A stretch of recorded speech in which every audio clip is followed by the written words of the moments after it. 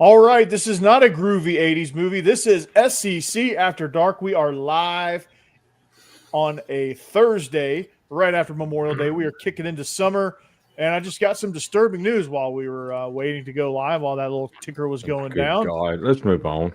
Just kidding. Jake hates the beach. So anyway, we are SEC After Dark. Stephen Willis, Jake Thomas, Mike Huseman, Jeb Beecham joining us. Jake, you look like you want to get something off your chest there. I just don't like having sand up my ass crack for 2 months. So let's just leave it at that.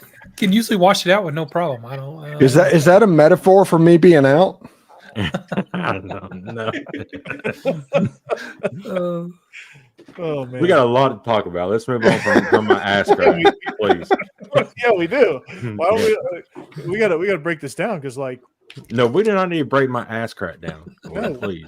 you're just like for the beach. I don't care about Okay. Well, I just don't like it. Isn't that what happens in jail or something? Yeah, that sounds like an episode of Oz. So. Oz. Yeah. I think I saw this once on HBO. No. Anyway, SEC After Dark, Stephen Willis, Jake Thomas, Mike Huseman, Jeb Beecham joining you live. Guess what? I got some news, Steve. You weren't here when I said this news, but episode 1 of Regular Guys podcast is filming tonight. Ooh, nice. So that will drop very soon, probably tomorrow.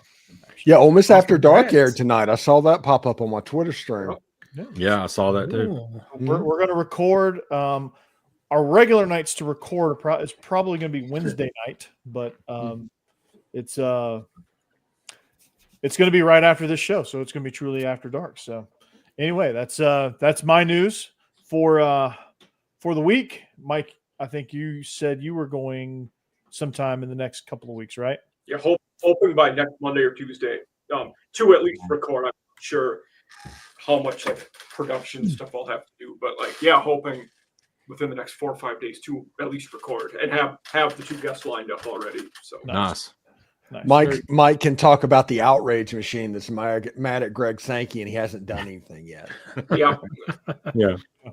It's quite nice, right? It gave you and I some content this week. It Gave me about 5,000 views on a video. Yeah, that's awesome. It gave me like 2,000. Yeah, I'm telling you, man, that headline was golden. That's the reason Locked On is using that for everything now. Yeah, I mean it's. Let it go, Rick. Just let it go. Rick,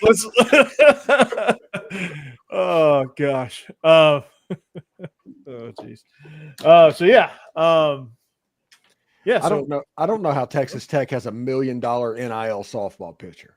She's really good. Yeah. Maybe that landman money is real. It very well could be. I mean, the rumor is they spent the second most in football transfer this offseason, so clearly they're getting it somewhere. Yeah. Maybe T. Boone Pickens might not be the richest his family really. Yeah. That family might not be the richest oil family anymore. Yeah. Mm-hmm. Now it's Billy Bob Thornton, apparently, and his kid. Yeah. Daddy. Yeah. So Good show, though. It's a really good show. When you said that, I imagine Peter Boyle from when they were prison guards in that one movie. Yeah. By the way, just so everybody knows, talked to my neurosurgeon. The final checkup was today. Kind of got 90% of the tumor taken out is what he said, and he gave me the all clear to ramp back up to normal production. So today was a pretty good day. That's awesome. Yeah, well done. And they discovered they cleared you of being a Mississippi State fan too, so that's good. Yes. I mean, that's always I my last evergreen, the Why I Hate series, the last one was Mississippi State. The last I saw it was up to about 1,600 views for today's show. I mean, you do have like 14 million subscribers, so it's So it was pretty good. You could sneeze and it would get 1,600, so that's good.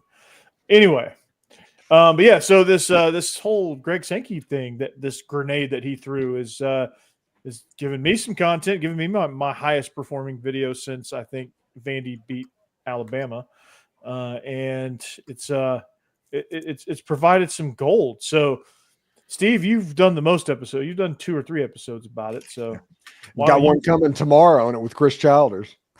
Oh, pony.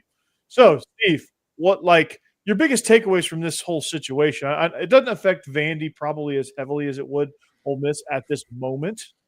I think it affects everybody, Corey. It really does. Not necessarily what this is how you want to shape the debate. Everybody says, hey, we want the conference championship to mean something. So we need 5 automatic qualifiers and 11 automatic bids. And Lane Kiffin dropping his grenade of 16 not automatic bids, but at larges. That'll never happen. That's like we said, the little girl in an apartment in New York that wants a pony. It's just not happening. What are the but they're framing the 5-11 as a way to make the conference regular season matter. And that won't. That absolutely will change absolutely nothing. It's a Band-Aid. That's what it is. They want to operate under the idea and the impression that all the conferences and all the schedules are created equal because it's better to content artists like us. The reality of this is, though, the 4-4-2-2-1 is more putting the power back in the conference hands. Regional battles matter. Conference regionality returns. The conference getting to decide who makes the playoffs other than some groups of ADs in a smoke-filled conference room in Dallas, Texas. It's actually, if you want the good of the game, you want the 4-4-2-2-1. The compromise, in my opinion, will probably be a 4-4-3-3-1 with one automatic bid that if Notre Dame is in the top 16, they go and there's just no at-larges. And if I'm one of those mid-level teams, I hate that model because you're going to get squeezed out of the at-large bids all the time. Yes. Yeah.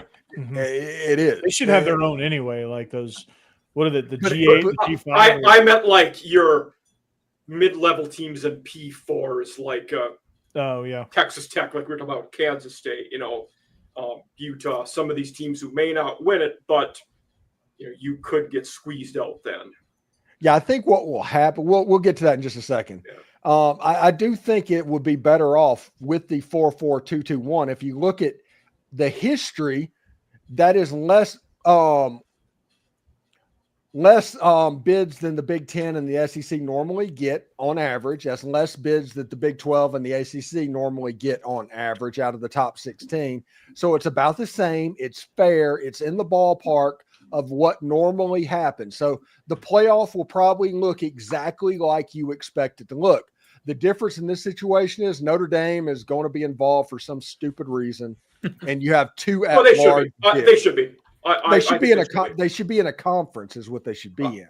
I don't know that I'd say that. I have a discussion thing about that in a little bit as well. But that leaves 2 at-large spots that allows places for those Kansas States, those Oklahoma States, those SMU who got it last year. SMU teams to get in and to make a run. Yeah. But if you make a conference championship game in the Big 12 or the ACC, you get the automatic bid, right? And if you say the Big 12 and ACC are guaranteed 3, do you then have your conference championship be 3 and 4 for the last playoff spot? I think if they go to the automatic playoffs, you're going to see more high-quality matchups, non-conference happen. No more Ole Miss versus Georgia Southern on a Saturday night. Yeah. And you're going to have play-in games. You have the championship game. That'll be 1 and 2 of the automatic qualifiers, and then 3 will play 6 for 1 and 4 will play 5 for 1. And that's 6 out of 16 teams that on conference tournaments or conference championship Saturday is in it. If you are in the Big 12 or the ACC and they have 2 spots, maybe whoever wins the regular season doesn't have to play in conference championship Saturday, and they just have a game for the 2 and the 3 spot for that extra bid. If they have 3, maybe the same thing happens and 2 plays 5 and 3 plays 4, and that's how they manage to do that as well. I think that would be incredible theater on the level of the first Saturday of the NCAA basketball tournament if they decided to do that. Yeah, I think you're getting quality matchups, quality football. I mean, you're getting stacked day. Usually on championship Saturday, you're just waiting for one game, the SEC championship. Nobody cares about the any other championship games, truthfully, maybe the Big Ten game, but nobody's busting their ass to watch the Big 12 championship. It's just a game that you put on at 11 o'clock Central Time, just to kill the time. And the rumor is the Big Ten has already agreed to do the exact same thing with theirs. So those seedings will happen as well. So Ohio State, Michigan, Penn State, all of them playing Oregon. Oregon. That would be outstanding. Tremendous theater. That'd be the second until the playoffs, probably the second greatest week of the year when it comes to college football viewing. So, I mean, I think the automatic qualifiers, people are looking at it wrong, but they've allowed people to brand this as bad for the game because it came out of Greg Sankey's mouth. Yeah, absolutely. And honestly, it's, when it comes down to it, also it's about money and resources as well. Like the playoff system, if what is the 4-2-2-1? 4-4-2-2-1. 4-4-2-2-1. So 4-4-2-2-1. Yeah. And so 3 LRs, yeah. So it comes down to the fact that the two biggest conferences are going to get the most of the revenue. Are going to get their share of the revenue, and it's going to filter through their leagues. And guess what happens? And guess why the NFL and I made this point on my show. It's all about trying to create parity, because parity creates viewers and viewers create money. And Greg Sankey wants a competitive league, and the Big Ten wants a competitive league. That's why the NFL is so great. It's because of the parity. There's not one dominant team. Like the NBA, like you pretty much know who's going to win just about every year. It's not quite as exciting. You're just watching for like individual superstars at that point. MLB, you pretty much know who's going to win. It's going to be the teams. It's going to be one of the 4 teams with the largest budgets: the Yankees, Dodgers, Red Sox. Very, very like every once in a blue moon, you get the Tigers or the Royals or the Braves used to be the gold standard. They're not quite anymore, but you used to get some of these random teams in there every once in a while. But like in the NFL, you're considering a team that's won 2 championships a dynasty. That's how short-lived it is. That's how much parity there is. And that's what Greg Sankey's going after. That's the good of the game. You create that parity with that money, with the money and those resources that you could pass down all the way throughout your conference from Alabama to Mississippi State and everybody in between. The dirty little secret of this is that model, the 4-4-2-2-1, 3 automatic qualifying bin, creates the regionality that made college sports popular to begin with, and it takes some of the onus off of the playoff. Right now, it is trending towards everything being about that playoff. Everything goes into that, and all of the stuff that happens during the regular season just gets washed away. Mm-hmm. It's a great point, stop. Steve. Yeah. One of the hot topics, in the last week and a half was the USC potentially ending the rivalry with Notre Dame. Mm-hmm. The way we're trending and where we're at now, it's a smart move. You don't want to play that game if you're USC. Now, if you're guaranteed 4 spots in the Big Ten, you work your way up there with that strength of schedule, win your conference games, you're more apt to keep that game on the schedule. Yeah. And that's true for any of those rivalries, right? Yeah. Like, especially those out-of-conference ones like Georgia Tech, Florida State, Clemson, South Carolina, those type games also out of conference, you're more apt to keep those. Yeah. One of the things that came out of SEC media or the spring meetings was Greg Sankey telling his members not to cancel those rivalries yet. I'm telling you, if this stays, if the playoff becomes the sole apparatus, those rivalries are gone. The Georgia Techs, the Florida States, the Clemson, South Carolina, those games that nobody wants to see disappear. Nobody wants to see them go the way of Oklahoma and Oklahoma State or Kansas and Missouri. Who are back on the schedule next year. Yeah. But nobody wants to see those rivalries go away from an annual occurrence. You need to figure out a way to protect those, and the way that you would do that is the 4-4-2-2-1. In compromise, I would take a 4-4-3-3-1. I will say my thought process has changed a lot in the last 2 weeks on this. largely it's because of your point, Steve. I was very much of the 5-11 is the way to go. We want more at-large spots.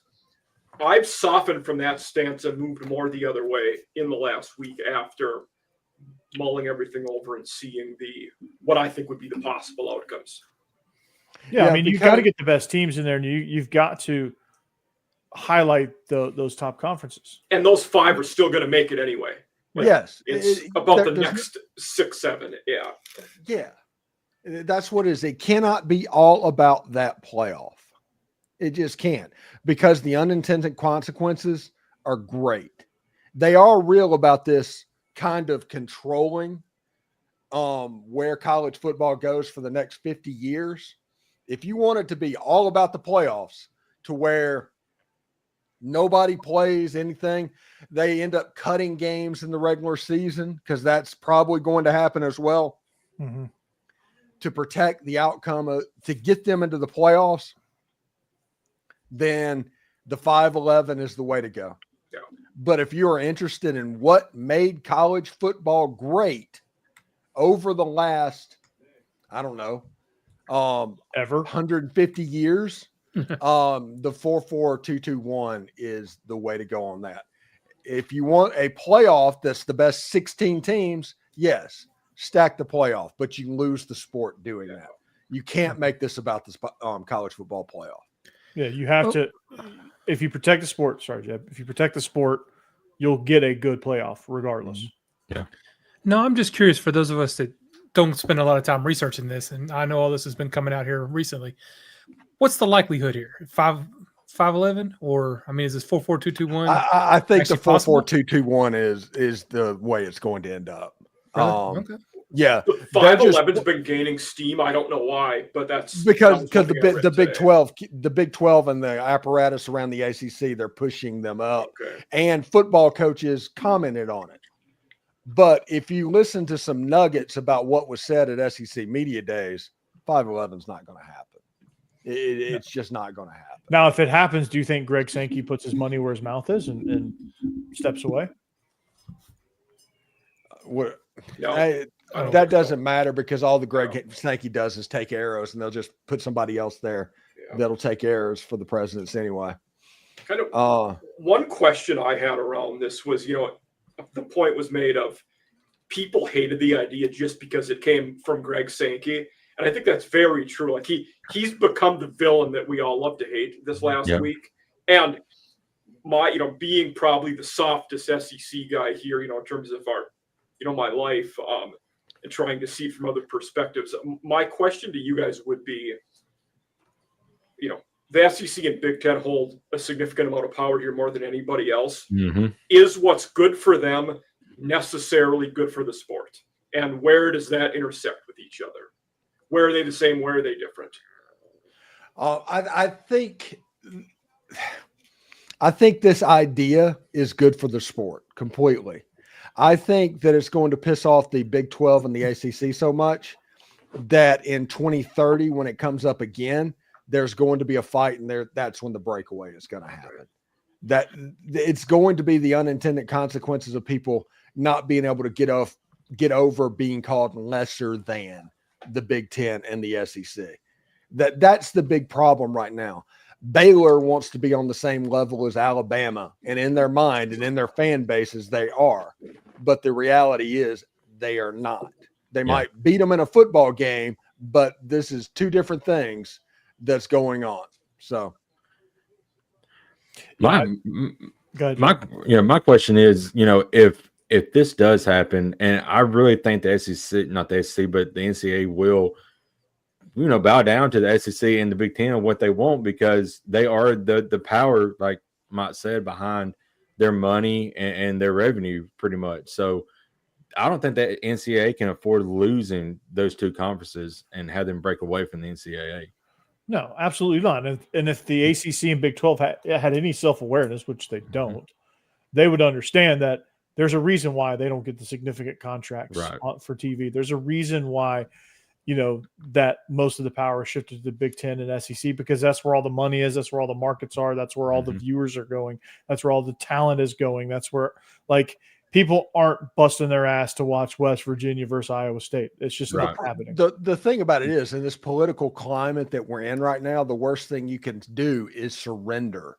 So Yeah. they have to play the PR No, game. I and totally they get have that. to fight. Yeah. I totally get that. No, I get that they're fighting, and it's they have to. Yeah. That's a must, right? You have to fight for it, and say you went down swinging. But the truth that they're going to ultimately have to face is they're just not as strong of a conference as the SEC and the Big Ten. It's just not. That's just not facts. The best way this can be is a breakaway that happens in 2030 to where the Big Ten and the SEC does their own thing, and the G5 or the G8, I guess at that point it'd be the G8, has their own playoff in the same way. And what North Dakota State has been is what that will be, and people will watch it because people pay attention to those bowl games. They're going to do it regardless. Yeah, I mean, they just should. It makes sense. Like it's wild to me. Like I love the idea. I've spoke about it a ton. Mhm. A lot of the other like G5 people, like where I work and in the spaces on Twitter, they think it's an awful idea, and I don't understand it. It's because they can't stand the idea of them being lesser than in their own head. Yeah. Even if it's a G5 Tulane, Yeah. you left the SEC. How bad does that look like right now? That's very bad. No, but they can't stand the lesser than view, and all that it matters. They just need the validation of pulling off a victory.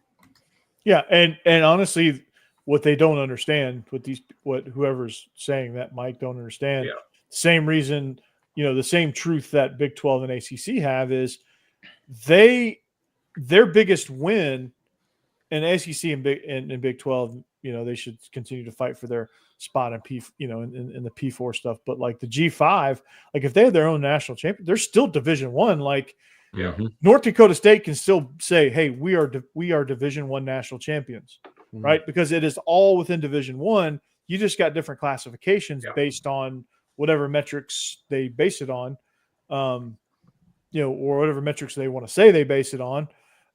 They could have those three-tiered national champions. It doesn't Chelsea European champs conference league. Yeah, if like let's go high school, right? If you win a state championship in the state of Georgia, that's still a huge deal, whether you're Class A or Class 7A. Absolutely. It's just those things. There's just metrics that put you in those classifications. It doesn't water down a championship. It just means, hey, you're competing with like peers, and it's a more competitive thing. You can compete to that, and G5 I think would take off if they did it. Honestly, I think FCS has its own niche popularity because of that as well.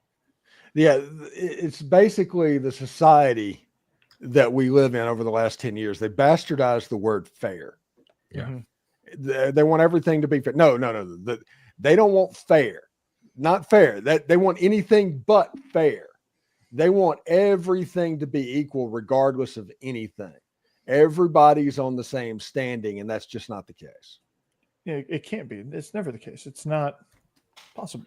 So say this does happen in 2030, like Steven says, would this force Notre Dame to get into the Big Ten to get that revenue money that the Big Ten and the SEC will be bringing in? They would most likely chase that spot, Jake. Yeah, they would chase a spot with that.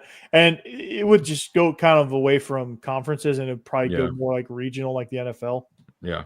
Like and I also could see a scenario where, SEC, Big Ten breakaway, Notre Dame just negotiates in with them, and they'd be not necessarily in the conference, but with those two. They're not going to be left out. The Big Ten having 19 teams and Notre Dame sitting out there, it feels like they're just waiting. Yeah. When they split, Notre Dame is definitely going. Oh, yeah. And I love it too, because like if I'm all for it, because also another it's a lesser consequence, but one of the gripes that all these coaches and members and things have is NIL regulation, transfer portal regulation, stuff like that. I think that's going to be on the forefront of the plan of like, hey, we're going to get pretty strict because that's how it's got to be.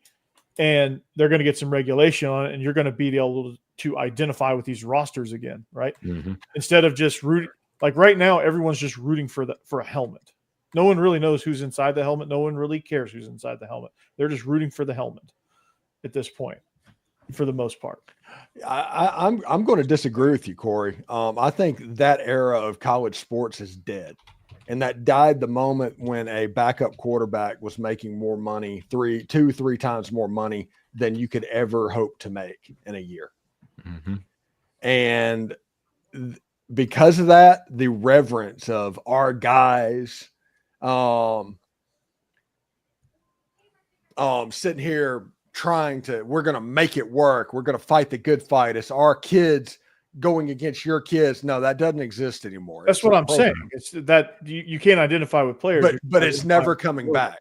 It's never coming back because even in the new league, even in the new league, because those players are making $200,000 a year, even for bench players. I think he'll get some degree if you get some regulation. No, You'll get some I know personally. Whenever Ole Miss loses a game this fall, I'm going to blow them up completely without reverence for anybody that plays on that team because they're professionals. You got a point. Yeah, I mean, you're old enough to vote. You're old enough to serve in the draft, and you're making more money than me. No, I'm going to blow you up.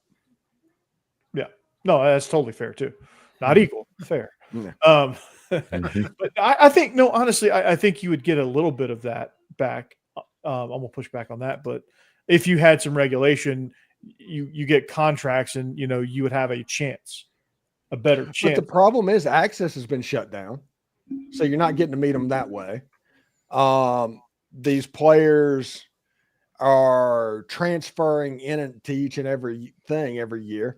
Even when contracts become a thing, player still has to sign it. And if a player is good enough, he'll be able to get a 1-year contract. Yeah. And Kirby bitching about a player getting $20,000 a month to stay committed to his university. That's the coach's problem. The coaches are doing that. I'm not going to feel sorry for the coaches for actually setting up the system and bitching about it later. I'm not going to do that. No.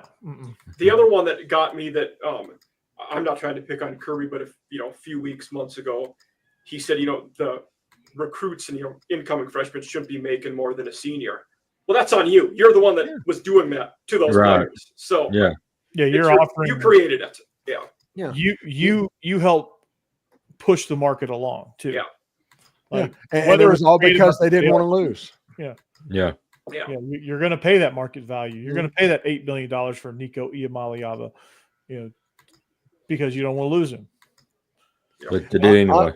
Honestly, hot take. I think Tennessee got the better end of the deal in that trade. Yeah, I agree. That was a good trade. Yeah, right. Should be GM of the year. Yeah, for sure. Yeah, it'd be kind of fun to think about the hypothetical, the breakaway. It'd just be the NFL model put on university campuses would be amazing, because the 12 NFL weeks of great games because they're not playing the other 8 conference teams. Yeah. And you they would probably cut the season back down to 11. Yeah. They would have the play-in games, and then the playoffs would be, I don't know, 6-6 or 4-4, and it would be awesome. And the sad thing is, or not the sad thing, all the people saying that the SEC and the Big Ten aren't worth this, their playoff would get infinitely less numbers than this playoff. Oh yeah. You wonder in that hypothetical, do they go to the FCS playoff model? 24 teams, the top 8 have a bye, the next play each other at home. You cut a game down. Yeah, I think you would. Yeah. Mm-hmm. I think that would be plausible. Try to create as much of an NFL hype as possible. Like you would do numbers competing with the NFL. Yeah, absolutely. In that scenario. Hypothetically, if this does happen, what does this do to conference games, championship games?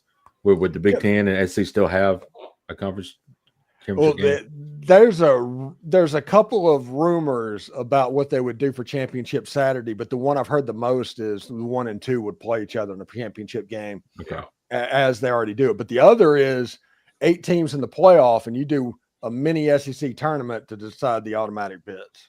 Interesting. Oh, I didn't hear that one. Yeah, Okay. 1v8, 2v7. Boy, Yeah. that's a lot more football too. Yeah.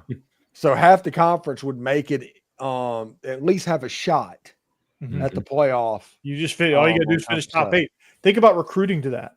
Right. Hmm? Think about recruiting out of the portal and think about that. That would be insane. Yeah. That'd be so Like sick. Ole Miss is playing Texas Tech right now in softball. Ole Miss is in the College World Series. Ole Miss in doesn't women's play softball. Texas Tech in anything else, so this is exciting. But when you look at this, now they can recruit to the Women's College World Series. Not a plan, not something distant in the future to where they just tell recruits. They can actually say, hey, see, this happened, and all of a sudden that's going to help recruiting. Same with Vandy basketball. Like Vandy Yeah. basketball sucked for the last 9 years, but they made the NCAA tournament and they just overturned their roster, and it was insane what they did in the portal. And it's because they made the tournament and they can recruit to that. It has true power. So It does. yeah, I'm a big fan of the top 8 mini playoff. That'd be so sick. The 4 winners go, and then you seed them by. And it would still likely be 1, 2, and then there'd be one upset that happens over that game. Certainly. But it's just the theater of it. Mm-hmm. Wouldn't that still be getting you to like 15, 16 games total if you go to the playoffs? 16 Oh, that's if you don't have a bye. Again, These are professionals. yeah, these are professional athletes now that make more money than you would ever make. I guess that's We a don't good point. care about wear and tear on the body when the NFL plays the 17-game regular season. Right. And plays Thursday games. Yes. Yeah, because you're right. We don't care in the Thursday, NFL. Sunday. Yeah. We're You getting never hear that we're argument. for the NFL anyway. So you want to see if you can sack up in the NFL. You play this. We're going to help the NFL with this This coming year. Vikings week 5 in Dublin, week 6 in London. That's crazy. Yeah. I wanted the Jaguars are fixing to move to London or Dublin in the next couple of years. I heard they're going to rebrand as the Silly Nannies. Yeah. The local Silly Nannies. No, they got they're getting a new stadium basically, I think. Okay, so they're going to stay. Yeah, no, Is their stadium now? Is that where Florida, Georgia play? Yes. Okay. Yeah. Not for the next couple of years. it's going home and home, I think, for that. Home and home. Yep. Or it's going like Atlanta, Tampa, or something like that. Gotcha. It should be home and home anyway. That's what it is. It's going to be Atlanta, Tampa. That's exactly what's going to happen. It's Atlanta, Tampa, so it's home and home, but not really. It should Yeah, be it home should- and home anyway. Should be Should home be and home home, and but home. Steve Spurrier made it to where Georgia will never agree to that again. Yeah. Nobody's ever scored 50 points on them there. We want it to. Jeez. Thanks. Mhm. But yeah, so yeah, they're basically getting a brand new stadium in place of their current stadium. And the Commanders, that just sounds so weird. I don't like that name. The Commanders are getting they're replacing RFK Stadium, which is cool. Yeah, it's awesome. When Becky was stationed on Bowling Air Force Base, fun fact, whenever 9/11 happened, I can look out the window at the smoke coming off the Pentagon. I mean, that's how close I was to that happening. But I always used to drive past RFK on the way to my base, which was in Willow Grove, Pennsylvania. It just is right if Washington's playing there. It just is. Yeah. And I'm telling you, with Jaden Daniels and the weapons that they are assembling, they're getting ready to win some football games and win them in a hurry. Adam Peters is a phenomenal GM. Yeah. He is killing it, dude. And if it wasn't for Howie Roseman, I think Washington would dominate that division. But Howie Roseman decided, hey, what better thing to do than to draft the Georgia Bulldogs defense that was the best ever in college football? Yeah. Hey, I wonder if that will win me a championship. Yeah. And get some skilled players from Alabama, who's won Heisman's and everything else. AJ Brown at wide receiver. Yeah, AJ Brown at wide receiver. I mean, Then good go out God. and get Saquon.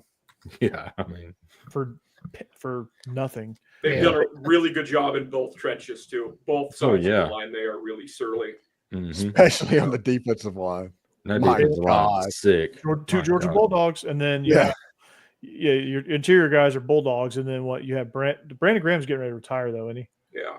They I thought he was playing one more, but I could be wrong. who's their ends? They got one Georgia defensive end. Nolan Yeah. Smith, he's an edge guy, yeah. Yeah. Well, when they go 4 down, who is their 5 techniques?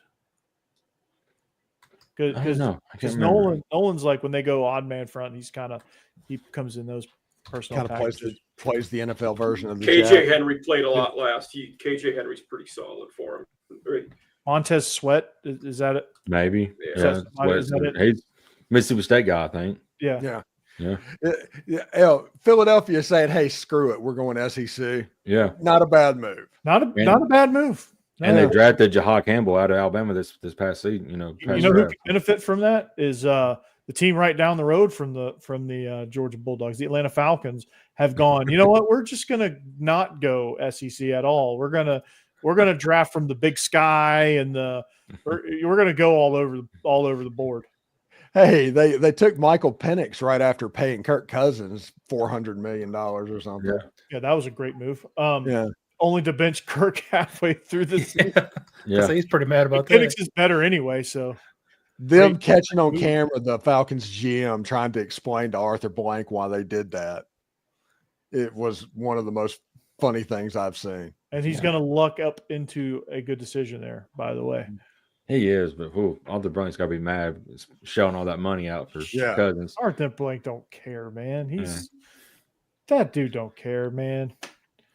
He looks like he doesn't care at all. Yeah.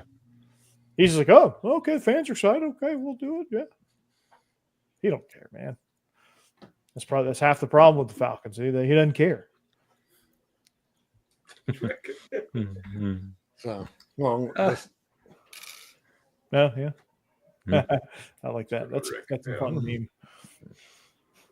Rick after dark. Rick after dark. So ESPN SB model. Oh yeah.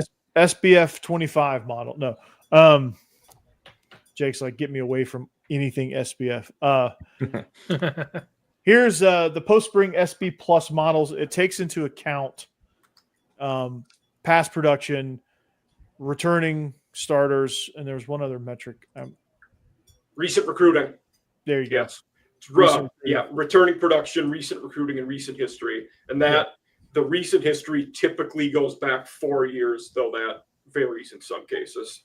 Yeah, which kind of screws Vanderbilt, but their most recent history is pretty good, and they're trending in the right direction with recruiting. And like if we look at the other, it's helping Michigan a ton because you're really only having one bad year out of the last 4. Yeah, that's true.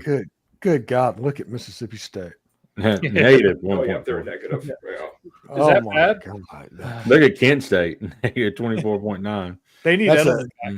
That shows that Kamario Davis is going to be the starting quarterback by the end of the year. Yeah. Yeah. At Kent State? No. Are we Golden Flashes after dark here? No. No, Mississippi State. Yeah.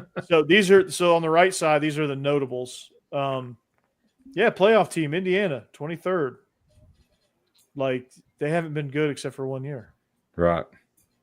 How do they get the bump? Vandy gets a 1.7 and Indiana gets a 12.2. Because Indiana's last year counted. That was Tom Allen's one good year. So they do have 2 pretty good years in their recent ones. Okay, fair enough. Illinois, okay, that's about right. Maybe they should be in the 20s, but I think Vanderbilt's too low. Michigan gets the credit for Bryce Underwood. I'm just not buying Michigan this year. Yeah. I'm not either. Vanderbilt's too low. I think I'm Kentucky's too high. I would switch Vanderbilt to Kentucky at the very least. Would you have Penn State above Georgia? No. Yeah, probably. I would actually. Yeah. Because of those 2 running backs and what they're going to do to teams. Yeah, I can see that.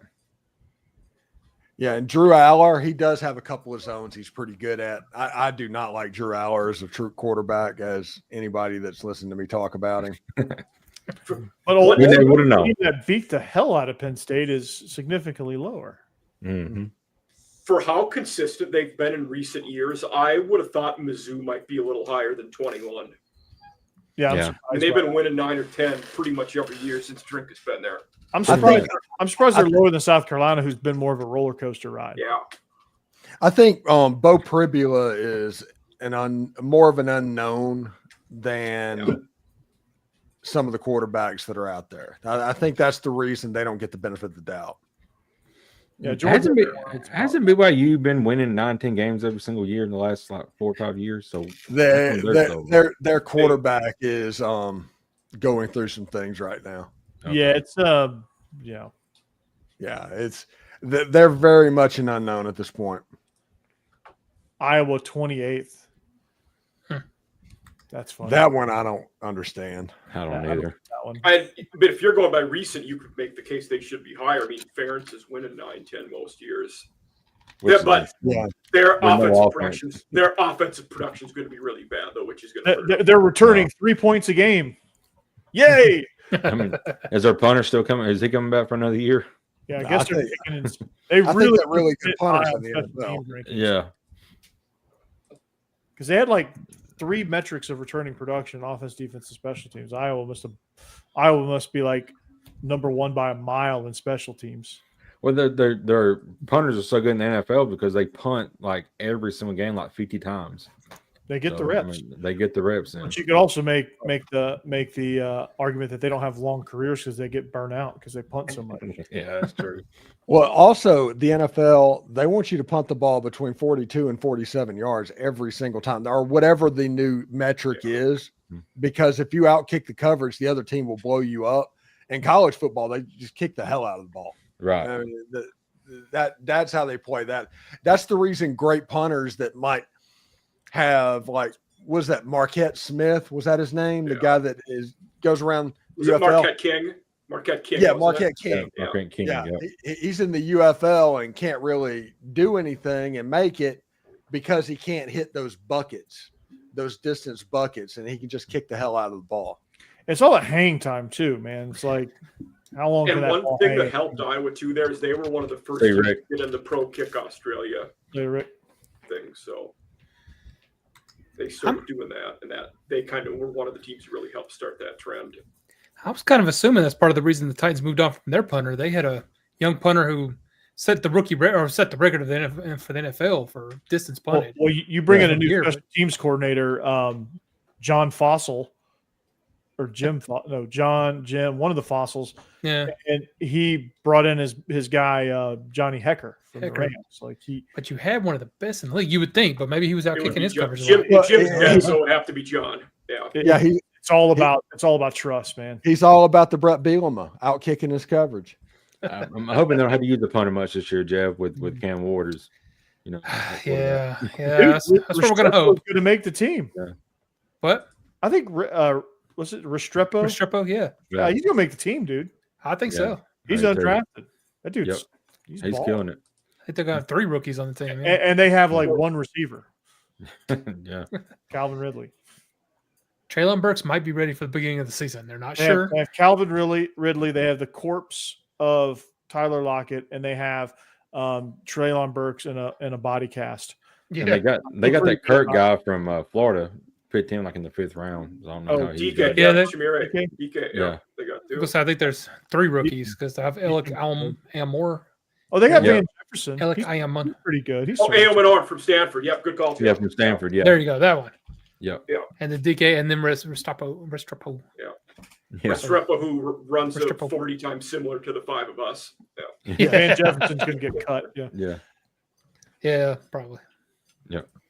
he's serviceable, but I just you get some productive rookies in there. They're gonna bump him out. I don't think they're paying him that much anyway, so not gonna be much of a hit. Tyler Lockett's going to be decent. Mhm. He's going to be more of a mentor to Cam Ward Yeah. than anything. Actually, I forgot that Lockett is going to the Titans now. Yeah. Mhm. That's what they're big It's a good with, yeah. addition. I mean, if you're looking for like superstar production out of him, you're going to be disappointed, but it's a good addition. I think a lot of that depends on how that new offensive line does. If they can get Yeah. they can get it together. Steve, your Dolphins got some turmoil, man. Hey, I think it's going to be hilarious where the starting quarterback for the Saints is either going to be Spencer Rattler or Tyler Shuck. And It's going to be Tyler Show. Mhm. with Arch Manning as a potential draft pick. It's for going the to be Saints. it's going to be the Tyler Show. Mhm. Show. I don't know if it will be week 1, but I think it definitely happens this year. I mean, week They're going one, to be the worst team anyway. It doesn't matter. They're not going to week win. 1, week 8, who cares? You're going to get killed behind that offensive line anyway. So, Yeah. Right. you know, who cares? So, yeah, it's like I told the Saints thing. I'm not willing to do this again. Don't. Well, I'm your not. Dolphins are there. You know, Tyreek just was caught on a live stream saying he wanted to knock out Mike McDaniel. So Oh my God. Hey, that's a Not as bad as Stephon Diggs. he's Yeah. gonna be Coke he's off- gonna be yeah. hell in the 2028 Olympics. Yeah. Can you imagine that dude playing flag football? Oh god, yeah. Oh my gosh. insane. Tyreek Hill or Stephon Diggs? Tyreek Hill. Tyreek Hill. That speed. Did you see it? I see this clip on X all the time of him against 40 girls. Yeah. And he just burns them all. Like no one even comes close to touching him. See that, but I yeah. have not not seen seen that. that. Yeah. It's like a girls' flag football team, but there's like 40 of them, and they kick a punt to him, and they're like, okay, you got to pull his flag, and nobody. None even of them comes get to even touch him. close. Yeah. Yeah. Wow. It's insane. Yeah, anytime you search up Tyreek Hill, it's on X. That clip comes up. I'm gonna look that up. You probably have to dig a little deeper this time with all the recent stuff that's come out about Yeah. him. Yeah, and then Stephon Diggs. Wow, great look there. Yeah. And and Mike Vrabel's your coach. Yeah, good luck with that. What happened there? I didn't see that. We had a video on a yacht of Diggs giving a small baggie of powder to women. Oh wow. Okay. A bunch of Mhm. you know. He's doing. They he's may have living his- been working girls. Is that a good way to put it, Corey? Okay. Yeah. Yeah. That's There you go. There, yeah, some lookers. some lookers. They Mhm. Ron sure were. lookers. Yeah. Yeah, they were. If you took Hendon's last name and put an S on the end of it, Okay. there you go. Yeah. Yeah. hmm Jeb's Got it. like carry the one. Oh man. For those not a confused good at look. home, he's talking about hookers. Anyway, go ahead. Sorry. Okay. Jeb, well, I don't know if you can Google Don't- that Don't look that up, kids. or not. But yeah, that's not a good Googled look. that a long time ago. Picks, nonetheless. Well, I mean, they're on GTA, so I mean, what? There you go. Yeah, and I'm sure every 8-year-old boy out there is playing GTA. My gosh. Yeah. Anyway, Mm, that's going to be slightly a distraction for Stephon Diggs and the Patriots. I see that. Just a little bit. Just a little bit. hey, it's the off season. Let him have some fun. Yeah. Hey, I know you're a brand new addition, and we're having OTAs right now, but yeah, just go on a yacht, throw some coke around, Yeah. allegedly. Oh, And, you're in OTAs. Go have your fun. The playbook will be here when you get Oh Lord. brand new I love coach. You're trying to build rapport with your new quarterback. So stock up for Keyshawn Booty, I guess, Yeah. Oh boy. Yeah. and Pop Douglas. Steve's like, I don't know who these people are. Oh, Ole Miss has 2 runners on in the 6th inning. Down Steve, 1-0. we just saw Steve totally locked in to the sophomore. Like we This could have talked about anything at any point. Steve would have been Anything like, it is, all they have to do is just get a hit. If they can just get a hit, they tie the game up. But right now, this pitcher for Texas Tech's amazing. Who pays $1 million for a softball pitcher? Texas Tech. Did they really? Yeah. Landman, yeah. Wow. Yeah. Billy Bob Thornton paid $1 million for this pitcher. She's They were- really good. Oh, I googled that when we were talking about like who like their booster. Apparently, the dude Tech's booster sold the largest natural gas company in America. So that's Wow. where we're at. Yeah. Yeah. There you So his last name is Piedmont. And Wow. she just struck the leadoff hitter out on 3 pitches. go. This must be like the anti-softball game because it's 1-0. I don't know enough about softball to know if 1-0 is a Pretty low score, yeah. pretty typical game there. Because Did like, the who won between the Gators and Longhorns today? Longhorns. Longhorns, yeah. Longhorns. Okay. And, And Tennessee Tennessee lost had today. Oklahoma beat. And then Oklahoma hit a 3-run homer. I saw the ending of that one. Yeah. So it's like, I don't know. I don't know who pitched for Tennessee today, but Carlin Pickens is a very good pitcher for Tennessee. Oh yeah. She's very good. I hate Probably seeing her worth $1 down there million, talking to me. Yeah, she's so good. And we got the all West Coast battle tonight. Oregon, Yeah. UCLA, I think. Yeah. Yeah. Little Pac-12 after dark. Exactly. Yeah. Pac-12. South Carolina blew that series. They had UCLA beat. Awful. Yeah. Yeah. They had the second and third game that UCLA won. Who would have thought you start shifting on left-handed batters that can't get hits? And I know. Yeah. I like these helmets they got. Ole Miss. And South Carolina had a lead into the 7th inning and got like a 3-run home run up against them and lost the game. Then that was game 2. I'm like, That's how Oklahoma beat Tennessee today. golly. Oklahoma's a juggernaut though in softball. Love it. Mm-hmm.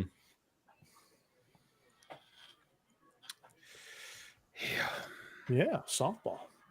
Softball after dark. when do the baseball super regionals start tomorrow? The regionals start tomorrow. Regionals, yeah. Vandy, Yeah, number one yeah, overall seed. Okay. Yeah. I think Steve, did Ole Miss didn't get a national seed, did they? No, they're the 10th national seed. But Yeah. like I think top 8 hosts. Yeah, they're not in the top 8. But they're pitching against Murray State, their normal Saturday guy. They're saving their ace for either Georgia Tech or Western Kentucky. Yeah, I think I haven't looked to see who Vandy or Georgia's pitching. Both my teams are in the postseason. Georgia being good at baseball again, that's a lot of fun. I read one thing Nice. today that said Mississippi State was talking to Wake Forest head coach about their head job down there. Oh, So interesting. Okay. No, it's going like Brian O'Connor, the Virginia coach. They're almost closed that deal. Oh, really? Okay. Oh, okay. Yeah. Brian O'Connor. Yeah. And Alabama's the important thing is for Mississippi State to spend all of their NIL dollars on paying a salary for a baseball coach. Yeah. That's the best scenario for Ole Miss. It doesn't matter if they win every baseball series there is against Ole Miss. Yeah. It just doesn't. But the goal is for baseball to affect football for them. Yeah. And if that happens, you see what's happening on the field right now. Yeah. It's going to be a bloodbath. See what? Yeah. Joe? Y'all want to spend a little while talking about all the Vols? We can do that. You want to start with football or baseball? I think they play Miami of Ohio tomorrow. Good thing they showed up against Vandy in the SEC tournament. Well, yeah, they did take out Texas though, the number 1 seed in that. So That was, they were worn out from that game. Is that the excuse? I think 4 SEC teams were in the postseason and in football, men's basketball, women's basketball, baseball, and softball. Mm-hmm. Yep. Yeah, I'm one of yeah, I know Tennessee no miss were. Texas, I think guess. Texas was. Yeah. Yep. And What's the other one? Say the stat again. Postseason for Football, football, basketball, men's basketball, baseball. women's basketball, baseball, and softball. I don't know about softball, but I know Vandy had hit all of the other ones. A&M, I think, even though their women really screwed the pooch. I don't think playoff Vandy time. plays softball. Yeah, Vandy don't play have softball. Yeah. They hit some. Vandy hit some list. It was all that except softball. They hit some list of like these teams made a bowl game, made the NCAA tournament in men's basketball, women's basketball, and baseball. I think A&M did too. They were the one I can think of. Yeah, I think A&M was it. Since they wanted to talk about the Vols went to the playoffs in football and then made it to the Elite Eight in basketball and is in the World Championship Series for both baseball and softball. Hmm. So that's not bad. They were Oregon solid did women's as well. basketball That's true. They had a good year in women's basketball. because So. their Feeling coach pretty good was at about the Marshall Vols, year. honestly. The coach was at Marshall the year before. Yep, Who's that? she had a great season. Yeah. Broadcasters wearing Snuggies on here is why That's weird. nobody can take this seriously. They're wearing Snuggies on live TV. Yes, they were. Oh Jesus! So should I cancel the order of SEC After Dark branded Snuggies? Should I cancel? Yeah, seriously. I'd wear Yeah, one if they please, got 'cause I'm- branded. Yeah. Yeah, I'm not wearing that. By the way, I'll wear before it we if we get out of here, Sankey's picture on the back. That's good. Done. Yeah. by the way, I feel bad for Auburn right now. Genuinely. Because on August 29th, that's Friday, they have to play a game at Baylor. Mm-hmm. By that point, playoff ramification, the playoff is decided. The SEC is going to be the ultimate villain. That place is going to be an absolute cauldron, and they're a pretty good football team.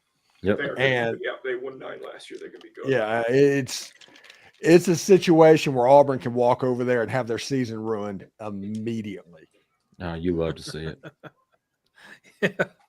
It's like that. None of us are going to be crying. It's like that Dave Chappelle No. meme. You love to see it, or you hate to see it, but then you love to see it. Former Yeah. Mississippi State Bulldog Sawyer Robertson, Baylor's starting QB. Mhm. Yeah. And their backup quarterback is former Auburn quarterback Walker White. That's right. Yeah. Oh, Walker White. I just hope he doesn't move to Albuquerque. Yeah. You know, he's probably filling their heads in with stuff that Auburn does, so they'll be ready. Give I don't think it's Baylor that credit. hard to game. I don't They're, think it's that hard for Dave Aranda to game plan against Auburn. No, He's it's not. pretty good at doing that. Mhm. We talk about, we were talking about the scheduling and non-con stuff. I'll give Baylor credit. Auburn at SMU weeks 1 and 2. Not bad. Hey, that's a good one too for them. Dave Aranda ain't scared. No, he's not. He ain't scared. Yeah, he can do some stuff defensively that is impressive. Mm-hmm. Mm-hmm. I mean, Wisconsin has sucked on defense since he left. LSU has sucked on defense since he left. Yeah. I don't know where else he's been other than those two places, but Depending how those first 2 weeks go, if they come out of it 2-0, they're setting pretty to be one of the playoff teams, depending how the rest of the season goes. And he was at Hawaii before that, Corey. They've never played defense ever. So, yeah. Well, that's true. Yeah. he was at where before that? Hawaii. Oh, well, yeah. They don't know what defense is. No. Defense is just an impediment. It's just something that gets in the way of their offense every once in a while. Air raid and just no defense. It's run and shoot there. Mm-hmm. Yeah. Hey, congratulations to the College Football Hall of Fame for actually exercising some common sense and lowering the threshold for entrance in there to 59.5% winning percentage, which makes Mike Leach eligible. Yeah, absolutely. Because he deserves it. Mm-hmm. Mm-hmm. And he would deserve it regardless. Right. That's why the percentage to me shouldn't have been a thing. It should. Yeah. We should be able to evaluate this on a case by case basis for who's. I agree. Yeah.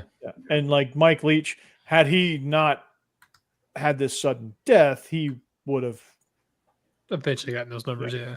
He would have gotten those numbers. And we all know it.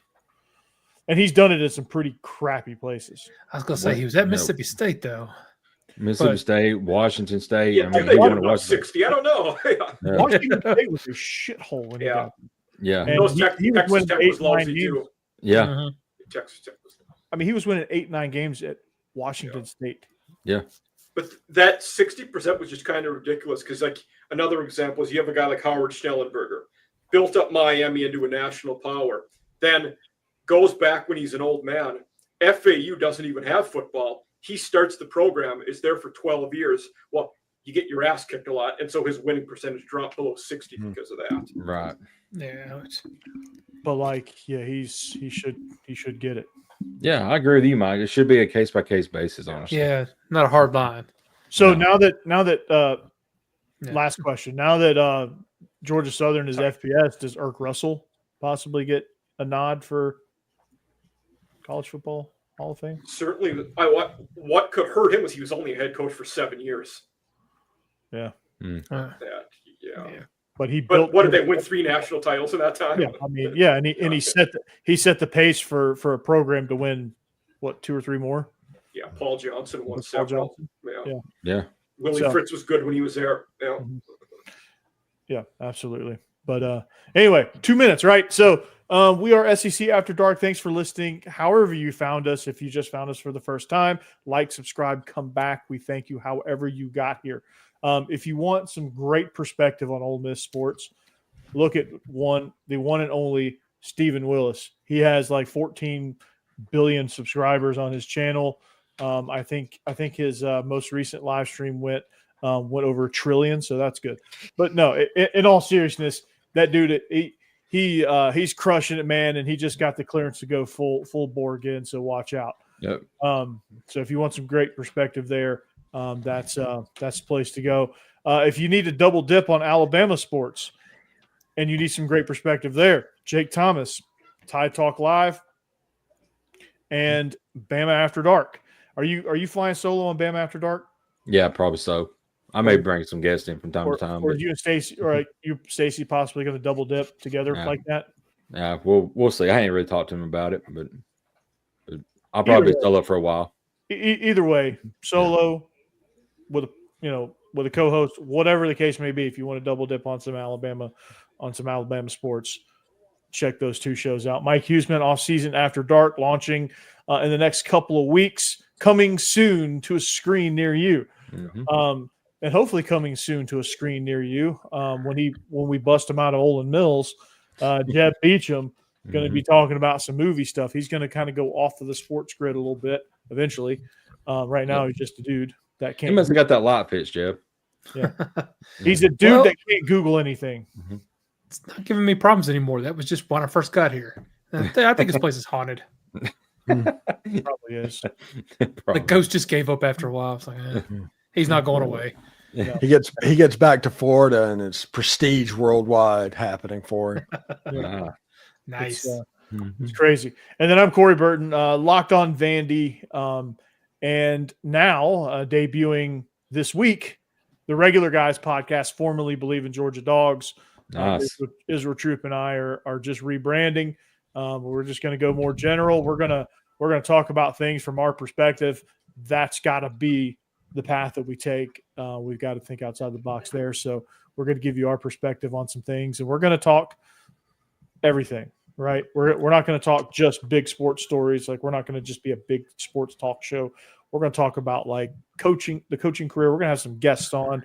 It's going to be informational. It's going to be fun. It's going to be whatever. We're going to talk about it all. And then, of course, we all join forces here on SEC After Dark. And then we got a show in the works with Jawan Williams. I'm discussing some logistics there, but that's very, very close to happening. It's his rendition on the pivot. So that's coming soon as well. He's excited about it. I had him on Locked On Vandy. The episode comes out later on tonight. And so it's a lot of fun. So I'm looking forward to him joining the family as well. And of course, Biscuits and SEC Live. They're not here, but I will shout them out nonetheless. And Ole Miss After Dark. They're kicking again. So this is going to be fun, guys. And this ride into this next football season and beyond is going to be quite the ride. And I'm looking forward to it. So you guys stay tuned and get on this journey with us now so that you can say you got on the ground level. But anyway, after all of that, go Dogs, anchor down. We'll see you back here next week. Spurs up, steer for all your marketing needs. Fight on. There we